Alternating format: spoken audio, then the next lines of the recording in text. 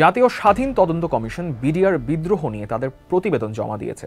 তাদের অনুসন্ধান বলছে বিডিআর বিদ্রোহের পেছনে জড়িত শেখ হাসিনা ও আওয়ামী লীগ নেতারা। মূল সমন্বয়কারী হিসেবে এসছে ফজলে নূর তাপসের নাম।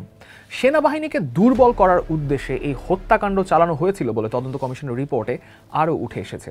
তাদের রিপোর্ট অনুযায়ী ভারত এই বিদ্রোহ থেকে সুবিধা পেয়েছে। বিডিআর বিদ্রোহ নিয়ে কি বলছেন তদন্ত কমিশনের প্রধান? কেন সেনা অভিযান সে সময় চালানো হলো না, জানবো আজকের স্টার এক্সপ্লেইনসে। 2024 সালের ডিসেম্বর মাসে বিডিআর হত্যাকাণ্ডের ঘটনায় 7 সদস্যের স্বাধীন তদন্ত কমিশন গঠন করে অন্তর্বর্তী সরকার। এই কমিশনের প্রধান করা হয় বিডিআরের সাবেক মহাপরিচালক অবসরপ্রাপ্ত মেজর জেনারেল আলম ফজলুর রহমানকে, যিনি 2000 থেকে 2001 সাল পর্যন্ত সে দায়িত্ব পালন করেছিলেন। তার দায়িত্বকালীন দুটো গুরুত্বপূর্ণ ঘটনা উল্লেখ করার মতো রয়েছে। প্রথমটি হলো বাংলাদেশ মায়ানমার সীমান্তে নাফ নদীতে মায়ানমারের তরফ থেকে বাঁধ দেওয়াকে কেন্দ্র করে ব্যাপক সীমান্ত সংঘর্ষের একটা ঘটনা ঘটেছিল। এবং দ্বিতীয়ত 2001 সালের 18 এপ্রিল কুড়িগ্রামের রৌমারীতে সীমান্ত সংঘর্ষ। এতে নিহত হয়েছিলেন 18 জন ভারতীয় সীমান্তরক্ষী। বিডিআর হত্যাকাণ্ডের তদন্ত কমিশন গঠন করার পর পার হয়ে যায় দীর্ঘ 11 মাস। কিন্তু এই দীর্ঘ সময়ের তদন্ত প্রতিবেদন জমা দেওয়া হয় অবশেষে প্রধান উপদেষ্টা ডক্টর মোহাম্মদ ইউনূসের কাছে। বিডিআর হত্যাকাণ্ডের তদন্ত কমিশনের তদন্তের জন্য গ্রহণ করেছে মোট 247 জনের সাক্ষ্য। এর মধ্যে বিদেশে অবস্থানরত সামরিক কর্মকর্তাদের জুমে সাক্ষ্য নেওয়া হয়েছে। পলাতক আওয়ামী লীগের সভাপতি মণ্ডলের সদস্য মির্জা আজম এবং জাহাঙ্গীর কবির নানকও অনলাইনে সাক্ষ্য দিয়েছেন। এর জন্য অন্তর্বর্তীকালীন সরকারের 2 জন উপদেষ্টাও সাক্ষ্য দিয়েছেন এই কমিশনে। তদন্ত কমিশনের রিপোর্ট অনুযায়ী পিলখানা ঘটনার পরিকল্পনা শুরু হয়েছিল 2008 সালের নির্বাচনের পর থেকে।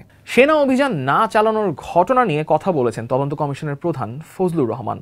সেনাবাহিনী সেই বিদ্রোহটা দমনের জন্য একটা অভিযান শুরু করতে চেয়েছিল, কিন্তু হত্যাযজ্ঞ শুরুর পর সেনা সদর ছেড়ে যমুনা চলে গিয়েছিলেন তৎকালীন সেনাপ্রধান জেনারেল মইনিউ আহমেদ। সে সময় শেখ হাসিনার বাসভবন ছিল যমুনা এবং সন্ধ্যা পর্যন্ত সেনাপ্রধান এবং নৌ ও বিমান বাহিনীর প্রধানরা সেখানেই ছিলেন।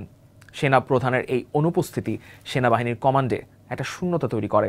সেই সময় শেখ হাসিনার নিরাপত্তা উপদেষ্টা ছিলেন অবসরপ্রাপ্ত মেজর জেনারেল তারিক আহমেদ সিদ্দিকী।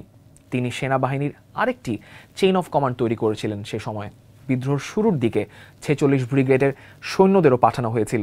তারা পিলখানার খুব কাছেই অবস্থান করছিলেন, কিন্তু সেনাবাহিনীকে আবাহনী মাঠের দিকে কয়েক কিলোমিটার পিছিয়ে যেতে নির্দেশ দেওয়া হয়েছিল।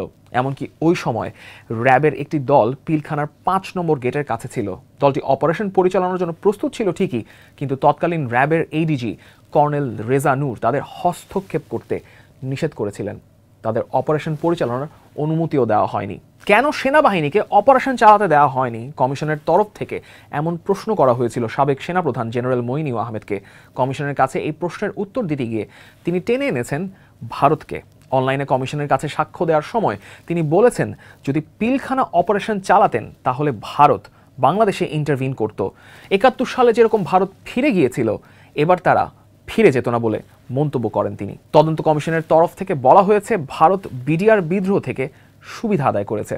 কমিশনের প্রধান বলছেন, ওই সময় 921 জন ভারতীয় নাগরিক বাংলাদেশে প্রবেশ করেছেন, কিন্তু তাদের মধ্যে 67 জনের ফেরত যাওয়ার কোনো তথ্যই পায়নি কমিশন। তদন্তে কমিশন বলছে, একাধিক সাক্ষ্য নেওয়ার পর কেবল বিডিআর সদস্যরাই নন, বহিরাগতরাও বিদ্রোহে অংশগ্রহণ করেছিলেন। তাদের মধ্যে বেশ কয়েকজন আওয়ামী লীগ, যুবলীগ এবং ছাত্রলীগের সদস্য ছিলেন। কমিশন উল্লেখ করেছে যে 20 থেকে 25 জনের একটি দল মিছিল করে বিদ্রোহস্থলে প্রবেশ করেছিল, কিন্তু পরে প্রায় 200 জন বেরিয়ে আসে।